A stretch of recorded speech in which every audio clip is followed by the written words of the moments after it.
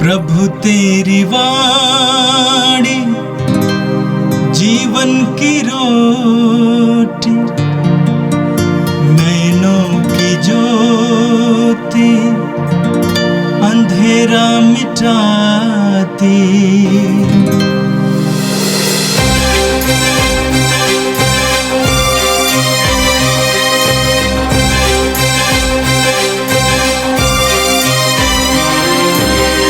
प्रभु तेरी वाणी जीवन की रोटी, नैनों की ज्योति अंधेरा मिटाती। प्रभु तेरी वाणी जीवन की रोटी, नैनों की ज्योति अंधेरा मिटाती। वाणी वाणी वाणी वाणी वाणी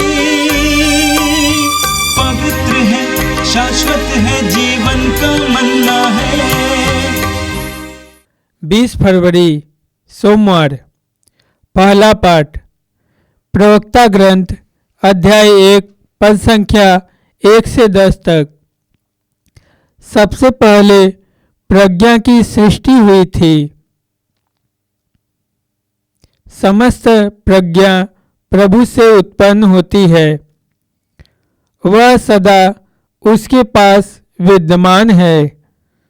समुद्र तट के बालू कण, वर्षा की बूंदें और अनंत काल तक के दिन कौन गिन सकता है? आकाश की ऊंचाई, पृथ्वी का विस्तार और अगाध गर्त की गहराई कौन नाप सकता है? सबसे पहले प्रज्ञा की सृष्टि हुई थी। विवेकपूर्ण बुद्धि अनादि काल से बनी हुई है। प्रज्ञा का स्रोत है स्वर्ग में ईश्वर का शब्द। प्रज्ञा के मार्ग हैं शाश्वत आदेश। प्रज्ञा की जड़ तक कौन पहुंचा है? उसकी बारीकियां कौन समझता है? प्रज्ञा की शिक्षा किसको मिली है? उसके विविध मार्ग कौन जानता है? परम श्रद्धेय प्रभु की प्रज्ञा है।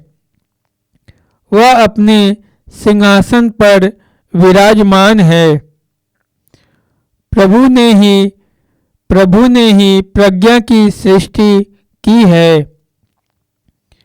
उसने उसका अवलोकन एवं मूल्यांकन किया और उसे अपने सभी कार्यों में सन्निविष्ट किया है। उसने उसे अपनी उदारता के अनुरूप सब प्राणियों को और अपने भक्तों को प्रचुर मात्रा में प्रदान किया है। यह प्रभु की वाणी है। संत मार्कुस के अनुसार पवित्र सुसमाचार अध्याय 9 वाक्य 14 से 29 तक। जब वे शिष्यों के पास लौटे तो उन्होंने देखा कि बहुत से लोग उनके चारों ओर इकट्ठे हो गए हैं और कुछ शास्त्री उनसे विवाद कर रहे हैं। ईसा को देखते ही लोग अचंभे में पड़ गए और दौड़ते हुए उन्हें प्रणाम करने आए। ईसा ने उनसे पूछा, तुम लोग इनके साथ क्या विवाद कर रहे हो? भीड़ में से एक ने उत्तर दिया, गुरुवर, मैं अपने बेटे को जो एक गूंगे अबदूत के वश में है आपके पास ले आया हूं। वह जहां कहीं उसे लगता है उसे वहीं पटक देता है और लड़का फेन उगलता है, दांत पीसता है और उसके अंग अंग अकड़ जाते हैं। मैंने आपके शिष्यों से उसे निकालने को कहा, परंतु वे ऐसा नहीं कर सके। ईसा ने उत्तर दिया, अविश्वासी पीढ़ी, मैं कब तक तुम्हारे साथ रहूं? कब तक तुम्हें सहता रहूं? उस लड़के को मेरे पास ले आओ। वे उसे ईसा के पास ले आए। ईसा को देखते ही अबदूत ने लड़के को मरोड़ दिया। लड़का गिर गया और फेन उगलता हुआ भूमि पर लौटता रहा। ईसा ने उसके पिता से पूछा, इसे कब से ऐसा हो जाया करता है? उसने उत्तर दिया, बचपन से ही। अब दूत ने इसका विनाश करने के लिए इसे बार बार आग अथवा पानी में डाल दिया है। यदि आप कुछ कर सकें तो हम पर तरस खाकर हमारी सहायता कीजिए। ईसा ने उससे कहा, यदि आप कुछ कर सकें, विश्वास करने वाले के लिए सब कुछ संभव है। इस पर लड़के की पिता ने पुकार कर कहा, मैं विश्वास करता हूं, मेरे अल्प विश्वास की कमी पूरी कीजिए। ईसा ने देखा कि भीड़ बढ़ती जा रही है, इसलिए उन्होंने अशुद्ध आत्मा को यह कहते हुए डांटा, बहरे गूंगे आत्मा, मैं तुझे आदेश देता हूं, इससे निकल जा और इसमें फिर कभी नहीं घुसना। अब दूत चिल्लाकर और लड़के को मरोड़कर उससे निकल गया। लड़का मुर्दा सा पड़ा रहा, इसलिए बहुत से लोग कहते थे ये मर गया है। परंतु ईसा ने उसका हाथ पकड़कर उसे उठाया और वो खड़ा हो गया। जब ईसा घर पहुंचे तो उनके शिष्यों ने एकांत में उनसे पूछा, हम लोग उसे क्यों नहीं निकाल सके? उन्होंने उत्तर दिया, प्रार्थना और उपवास के सिवा और किसी उपाय से यह जाति निकाली नहीं जा सकती। यह प्रभु का दिव्य सुसमाचार है। ख्रिस्त प्रभु की जय। मेरे प्रिय भाई और बहनों, आज के इस पवित्र दिन के लिए हम प्रभु को धन्यवाद दें और जीवन के वरदान के लिए प्रभु को धन्यवाद दें। प्रतिदिन प्रभु हमें प्रेम स्वरूप जीने के लिए एक और मौका देता है। इसके लिए हम प्रभु को धन्यवाद देंगे। आज का पहला पाठ प्रवक्ता ग्रंथ के अध्याय 1 से लिया गया था। प्रवक्ता ग्रंथ प्रज्ञा ग्रंथों का अंतिम ग्रंथ है और माना जाता है कि प्रभु यीशु के आने से करीब 180 साल पहले यह ग्रंथ मूल भाषा इब्रानी में लिखा गया था। लेकिन मूल भाषा में ग्रंथ का पूरा हिस्सा नहीं प्राप्त हुआ है। यूनानी अनुवाद से ही अन्य भाषाओं में अनुवादित किया गया है। प्रवक्ता ग्रंथ में प्रज्ञा की बातें बताई गई हैं। जीवन संबंधी कई रहस्यों को प्रवक्ता ग्रंथ में हमारे सामने रखा गया है। आज के पाठ में आपने सुना, समुद्र तट के बालू कण, वर्षा की बूंदें और अनंत काल के दिन कौन गिन सकता है? आकाश की ऊंचाई, पृथ्वी का विस्तार और महागर्त की गहराई कौन नाप सकता है? किसने ईश्वर की प्रज्ञा का अनुसंधान किया जो सबसे पहले विद्यमान थी? इस संसार में बहुत सारी बातें हमारे लिए रहस्यपूर्ण हैं। स्वयं ईश्वर ही हमारे लिए रहस्यपूर्ण है। ईश्वर के विचार, ईश्वर की बातें रहस्यपूर्ण हैं। उन रहस्यपूर्ण बातों को ईश्वर उन लोगों पर प्रकट करता है जिनमें प्रज्ञा है। हम पढ़ेंगे प्रज्ञा ग्रंथ के अध्याय 9 वाक्य 17 में लिखा हुआ है, यदि तूने प्रज्ञा का आत्मा हमें दिया नहीं होता तो हम तेरी इच्छा कैसे जानते?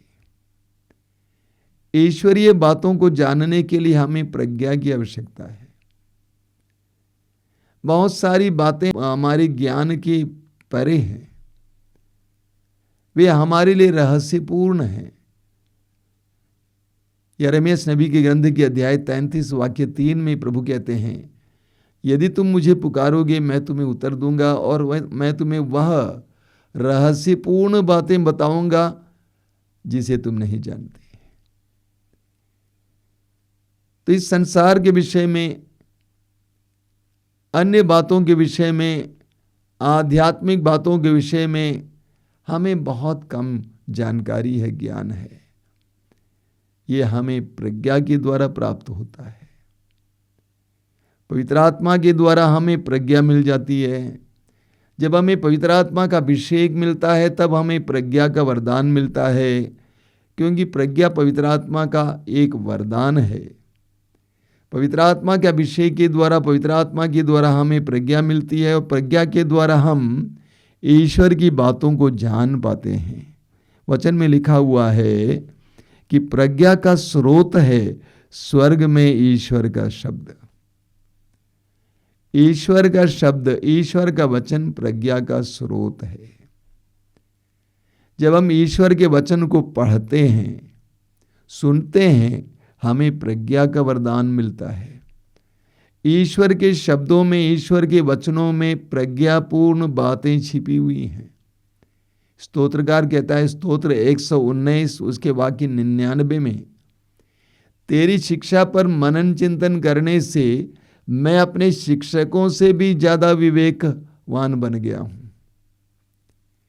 तेरी शिक्षाओं पर मनन चिंतन करने से, यानी तेरे वचनों को पढ़ने और उस पर मनन चिंतन करने से मैं अपने शिक्षकों से भी ज्यादा प्रज्ञावान और विवेकी बन गया हूं। प्रभु का वचन हमें प्रज्ञापूर्ण बातें बताते हैं। प्रज्ञा ईश्वर से आता है। एक सच्चाई जानना जरूरी है। लोग अक्सर ठगे जाते हैं। क्यों ठगे जाते हैं? क्योंकि उनके अंदर प्रज्ञा की कमी है। प्रज्ञा की कमी होने के कारण वे सत्य और झूठ को परख नहीं पाते हैं, सच्चे और झूठे को परख नहीं पाते हैं, प्रेम और घृणा को परख नहीं पाते हैं। आज संसार में सब कुछ मिश्रित रूप में है, इसलिए सब कुछ को अलग अलग परखने के लिए हमें प्रज्ञा और विवेक की आवश्यकता है। आपको मालूम है, राजाओं के पहले ग्रंथ के अध्याय 3 में हम पढ़ते हैं, ईश्वर ने सुलेमान से पूछा कि मैं तुम्हें क्या दूं? तो राजा सुलेमान ने कहा कि आप मुझे विवेक दीजिए, प्रज्ञा दीजिए, जिससे मैं भले और बुरे को पहचान सकूं। भले और बुरे को पहचानने के लिए हमें प्रज्ञा की आवश्यकता है और यह ईश्वर की देन है। प्रज्ञा आपको किसी किताब से नहीं मिलेगी, ग्रंथ से नहीं मिलेगी, किसी बाजार से नहीं मिलेगी, यूनिवर्सिटी से नहीं मिलेगी। प्रज्ञा ईश्वर का वरदान है, ईश्वरी प्रज्ञा देता है।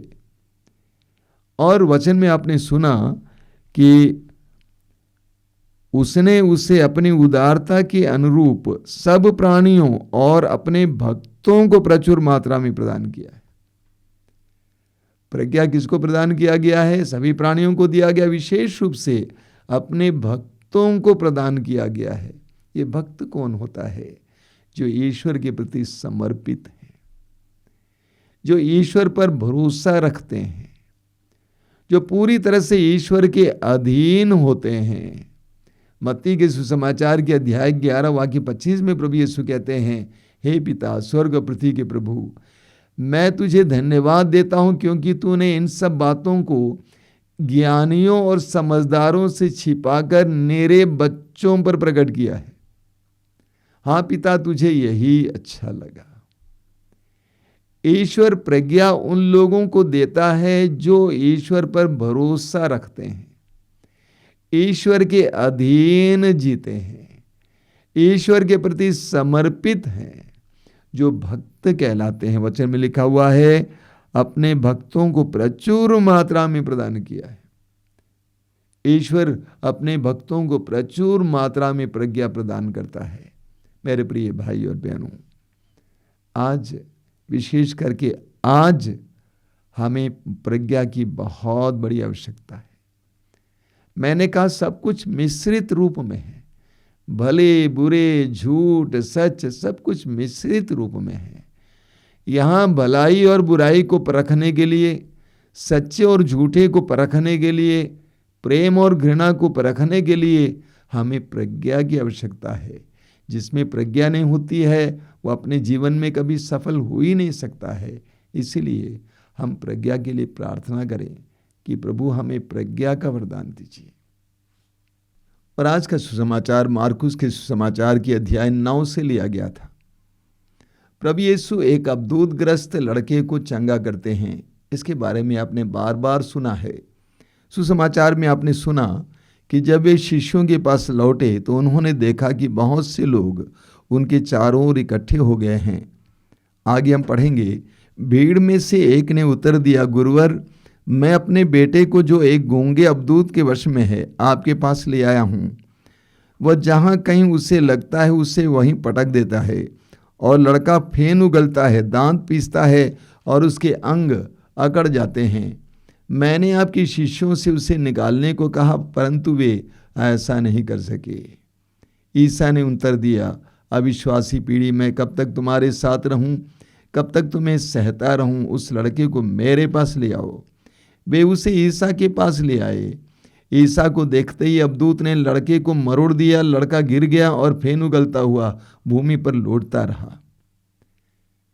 प्रभु यीशु के शिष्यों के पास एक व्यक्ति अपने अबदूतग्रस्त बेटे को लेके आता है और शिष्य उस अबदूत को हटा नहीं पाते, निकाल नहीं पाते हैं। कभी कभी हमारे जीवन में भी ये होता है, लेकिन प्रभु कहते हैं उसे मेरे पास ले आओ। हम कितने ही बड़े आध्यात्मिक व्यक्ति हों, कितने ही बड़े वरदान रखने वाले हों, कभी कभी हम भी कमजोर पड़ जाते हैं। ऐसे क्षणों में प्रभु की आवाज हमारे कानों में आती है, मेरे पास ले आओ उसे। और यीशु के पास ले आने से क्या हुआ? यीशु के पास आते ही अबदूत ने लड़के को मरोड़ दिया। लड़का गिर गया और फेन उगलता हुआ भूमि पर लौटता रहा। प्रभु यीशु के बारे में योहन लिखते हैं, योहन का सुसमाचार अध्याय 1 वाक्य 14 में, वो अनुग्रह तथा सत्य से परिपूर्ण थे। यीशु अनुग्रह तथा सत्य से परिपूर्ण थे। प्रेरित चरित्र अध्याय 10 वाक्य 38 में हम पढ़ते हैं कि ईश्वर ने ईसा को पवित्र आत्मा और सामर्थ्य से भर दिया था। प्रभु यीशु जहाँ कहीं जाते थे वहाँ पर अबदूत उनको पहचान लेते थे और अबदूत उनसे भागते थे। तो यहाँ पर अबदूत अपने आप को प्रकट करता है।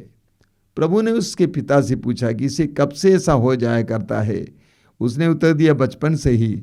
अबदूत ने इसका विनाश करने के लिए इसे बार बार आग अथवा पानी में डाल दिया है। आगे वो क्या कहता है, यदि आप कुछ कर सकें तो हम पर तरस खाकर हमारी सहायता कीजिए। शायद उस व्यक्ति ने प्रभु यीशु के बारे में ज्यादा जाना नहीं, इसीलिए उसने कहा यदि आप कुछ कर सकें तो हम पर तरस खाकर हमारी सहायता कीजिए। कभी कभी हम भी ऐसे कहते हैं। जब परिस्थिति बहुत ज्यादा बिगड़ जाती है तो हम कहते हैं कि प्रभु हो सके तो कुछ कीजिए। प्रभु का क्या जवाब था, यदि आप कुछ कर सकें, विश्वास करने वाले के लिए सब कुछ संभव है। एक शक्तिशाली वचन है। प्रभु कहते हैं विश्वास करने वालों के लिए सब कुछ संभव है। एक एक शब्द महत्वपूर्ण है। विश्वास करने वाले के लिए सब कुछ संभव है। यीशु में विश्वास था, पक्का विश्वास। यीशु ने लाजरुस के कब्र के सामने खड़े होकर कहा, लाजरुस बाहर आ जाओ, और लाजरुस बाहर आया। यीशु ने आंधी से कहा थम जाओ, थम गया, क्योंकि यीशु में विश्वास था। उस व्यक्ति ने क्या कहा? उस व्यक्ति ने कहा, मैं विश्वास करता हूं, मेरे अल्प विश्वास की कमी पूरा कीजिए। ईसा ने देखा कि भीड़ बढ़ती जा रही है। जवाब में प्रभु ने अशुद्ध आत्मा को यह कहते हुए डांटा, बहरे गूंगे आत्मा, मैं तुझे आदेश देता हूं, इससे निकल जाओ, इसमें फिर कभी नहीं घुसना। अबदूत चिल्लाकर और लड़के को मरोड़कर उससे निकल गया। लड़का मुर्दा सा पड़ा रहा, इसलिए बहुत से लोग कहते थे ये मर गया है, परंतु ईसा ने उसका हाथ पकड़कर उसे उठाया और वो खड़ा हो गया। प्रभु ने अबदूतों को निकाला। प्रभु यीशु को अबदूतों को निकालने का सामर्थ्य था। प्रभु में ईश्वर की शक्ति थी, ईश्वर का आत्मा क्रियाशील था। एक सुंदर बात आगे हम पढ़ते हैं। जब ईसा घर पहुंचे तो उनके शिष्यों ने एकांत में उनसे पूछा, एकांत में, अकेले में, हम लोग उसे क्यों नहीं निकाल सके? हम लोग उसे क्यों नहीं निकाल सके? तो उन्होंने उत्तर दिया, प्रार्थना और उपवास के सिवा और किसी उपाय से यह जाति नहीं निकाली जा सकती है। प्रार्थना और उपवास के बिना कोई भी इस जाति के दुष्ट आत्माओं को निकाल नहीं सकता है। प्रार्थना के द्वारा और उपवास के द्वारा हमें सामर्थ्य मिलता है, शक्ति मिलती है। क्या मतलब इसका? प्रभु यीशु स्वयं प्रार्थना करते थे और उपवास करते थे। हम जानते हैं 40 दिन और 40 रात के उपवास और प्रार्थना के बलबूते प्रभु ने शैतान को हराया। हमारे परिवार में, हमारे समाज में और हमारे व्यक्तिगत जीवन में भी कई दुष्ट आत्माएं क्रियाशील हैं। उनको नष्ट करने के लिए, निकालने के लिए हमें भी प्रार्थना और उपवास की आवश्यकता है। कई परिवारों में प्रार्थना और उपवास को घोषित करने की आवश्यकता है कि आपके परिवार में अशांति है, विभिन्न प्रकार की परेशानियां हैं, प्रार्थना और उपवास जिसके द्वारा ये जाति हटाई जा सकती है। प्रभु यीशु ने अपने शिष्यों को सिखाया, प्रार्थना और उपवास करो, तभी तुम शैतान को और अंधकार की शक्तियों को अपने अधीन कर सकते हो। और हम जानते हैं प्रेरित चरित्र में कि शिष्यों ने यह किया। उन्होंने प्रार्थना में काफ़ी समय बिताया और कई बार उपवास किया। उपवास और प्रार्थना के द्वारा उनको सामर्थ्य मिला शैतान से लड़ने के लिए, ईश्वर की इच्छा प्राप्त करने के लिए। आइए हम प्रार्थना करें। प्रभु यीशु, धन्यवाद देते हैं आज के सुंदर दिन के लिए, एक एक पल के लिए धन्यवाद देते हैं। आज के तेरे पवित्र वचनों के लिए धन्यवाद देते हैं। हमें प्रज्ञा का वरदान दीजिए प्रभु। यह जीवन कितना कठिन है, जीवन में कई बातों को परखना बहुत मुश्किल है। हमें प्रज्ञा की आवश्यकता है, विवेक की आवश्यकता है। तेरे वचन में लिखा हुआ है, मैंने विवेक के लिए प्रार्थना की और प्रभु ने मुझे प्रज्ञा का आत्मा प्रदान किया। हमें विवेक दीजिए, प्रज्ञा दीजिए। हम प्रार्थना करते हैं कि हमें भी तेरी तरह उपवास और प्रार्थना करके अपने में आध्यात्मिक शक्ति तेज करने की शक्ति दीजिए। हमारे हृदय और मन में ऐसी जागृति लाइए, शैतान से लड़ने के लिए, दुष्ट आत्माओं से लड़ने के लिए हमें भी सामर्थ्य दीजिए। हे प्रभु यीशु, इन वचनों को सुनने वाले मेरे भाई बहनों को आशीर्वाद देना, तेरा पवित्र हाथ उन पर रखना। आज का संपूर्ण दिन उनके लिए सशक्तिकरण का दिन हो, वे तेरी उपस्थिति महसूस कर सकें। जहाँ कहीं भी वे काम करेंगे वहाँ पर तेरी उपस्थिति अनुभव कर सके। हमारी इस प्रार्थना को ग्रहण कर प्रभु, आमीन। प्रभु तेरी वाणी जीवन की रोटी, नैनों की ज्योति अंधेरा मिटाती। वाणी वाणी वाणी वाणी वाणी पवित्र है, शाश्वत है जीवन का मन